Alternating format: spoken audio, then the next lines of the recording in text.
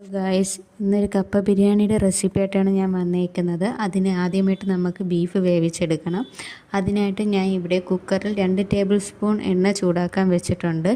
എണ്ണ ചൂടായതിന് ശേഷം മീഡിയം ഫ്ലെയിമിലേക്ക് വെച്ച് 2 ഇഞ്ച് നീളമുള്ള ഇഞ്ചി ചോപ്പ് ചെയ്തത്, വെളുത്തുള്ളി 12 ചോപ്പ് ചെയ്തത്, പച്ചമുളക് 2 ചോപ്പ് ചെയ്തത് ഇത് ചേർത്ത് 10-15 സെക്കൻഡ് നേരം നല്ലതുപോലെ ഇളക്കണം. അതിനുശേഷം ഒരു സവാള സ്ലൈസ് ചെയ്തത്, കൊച്ചുള്ളി 20-25 സ്ലൈസ് ചെയ്തത്, ഒരു 3 ടീസ്പൂൺ ഉപ്പ് ചേർക്കുക. ഇനി സവാള ഒരു ഗോൾഡൻ കളർ ആയി വരുന്നത് വരെ തുടർച്ചയായി ഇളക്കിക്കൊണ്ടിരിക്കുക.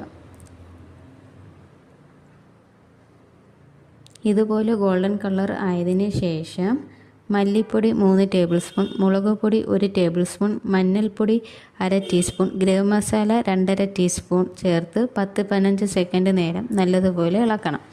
അതിനുശേഷം ക്ലീൻ ചെയ്ത് വെച്ച ബീഫ് ഇതിലേക്ക് ചേർത്ത് വെള്ളം 1/2 കപ്പ് ഒഴിച്ച് 1/2 ടീസ്പൂൺ നാരങ്ങ നീരും കൂടി ചേർത്ത് നല്ലതുപോലെ ഇളക്കി യോജിപ്പിക്കുക.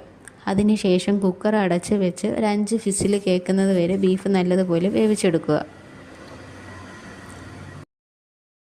ഒരു പാനിൽ 2 ടേബിൾ സ്പൂൺ എണ്ണ ഒഴിച്ച് കടുകിട്ട് പൊട്ടിയതിന് ശേഷം കറിവേപ്പില, തേങ്ങ ചേർത്ത് ഗോൾഡൻ കളർ ആവുന്നത് വരെ നല്ലതുപോലെ വരട്ടിയെടുക്കുക.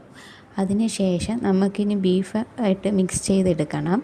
അതിന് ബീഫിൽ 2 ടീസ്പൂൺ കുരുമുളക് ചേർത്ത് ഇളക്കുക.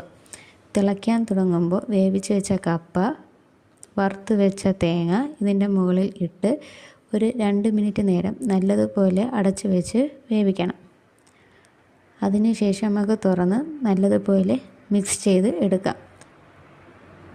Thank you for watching my channel.